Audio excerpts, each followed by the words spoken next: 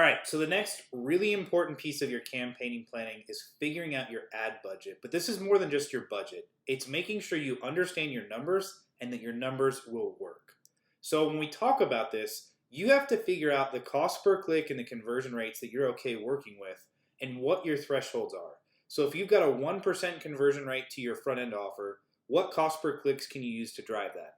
If you've got a 2%, how about those cost per clicks? 3%, and on down the line. You need to figure out the threshold you can tolerate. Here's the conversion rate that we expect, and here's the cost per clicks we need to achieve. Now, something that's really important to understand is you're going to have to figure out the conversion rate from your GDN traffic. Don't use existing, if you've got a 3% from emails or 5% from affiliates or 2% from Facebook, I would probably go really conservative on this. Put a conservative rate of 0.5% or 1% to go through and figure out your numbers and understand the CPCs that you can afford. So the process to go ahead and do this. First, you're going to set the ratios for the funnel. You know the price of your products. You have to play with the conversion rates.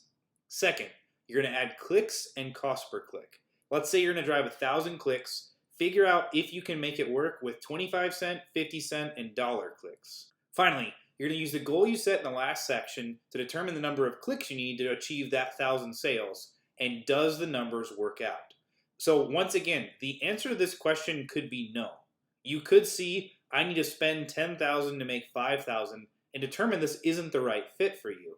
What's really important is to go in with an understanding of, okay, it looks like we're getting 40-cent cost per clicks. What can we achieve now? What conversion rate do we need with that? And that's the goal, is to go through and give yourself some benchmarks that you can understand what you need to achieve with your funnel to make the numbers work.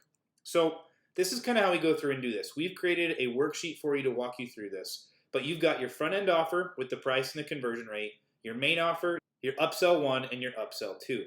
Now, the big piece here is a lot of people are going to buy just your front end offer. Some people are going to buy your main offer. Some are going to buy your main offer. Some are going to buy upsell 1, and some are going to buy upsell 2. Obviously, the goal is with all it blended together to figure out if you're still profitable with the percentages that you've got here. So the way we do this is figure out our conversion rates. We're going to play with the conversion rate on the front end of the offer. Pretty much what we see, obviously in-house lists are different than cold traffic. But if you've got cold traffic flowing through and you understand that X% of people are going to buy your front end offer, typically the ratios stay pretty true regardless of traffic source. That's not always the case, but typically if you have 100 people buy your front end offer, the numbers will stay fairly consistent through the rest of the funnel as you move through this. The question really becomes, okay, what's the conversion rate that we want to use for our front end offer to play with to figure out the numbers behind?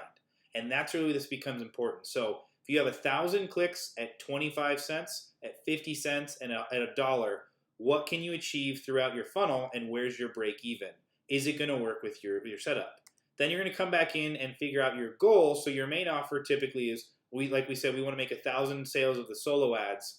Okay, if we want to make 1,000 sales, how many clicks are we going to need in order to justify our typical conversion rates, what we see here?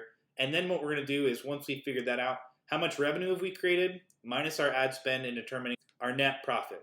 Once again, the numbers don't work. It's better to find out now before you start spending. But also, it's important as you get into this, especially if you're running for clients, if you're finding that you've got 50-cent clicks, you already know the conversion rates you need to be seeing in order to see that return. And that's what's really important right now, is figuring this stuff out. So go through, utilize the worksheet we've given you, and map out this process. Figure out the different cost per clicks and the numbers through here to understand if you've got dollar clicks, what can you afford? And the big thing, Justin and I have both talked about this, the cost per clicks on GDN can range majorly. If you're in a super competitive space, you can see $1 to $2 clicks because you're all targeting the same placement.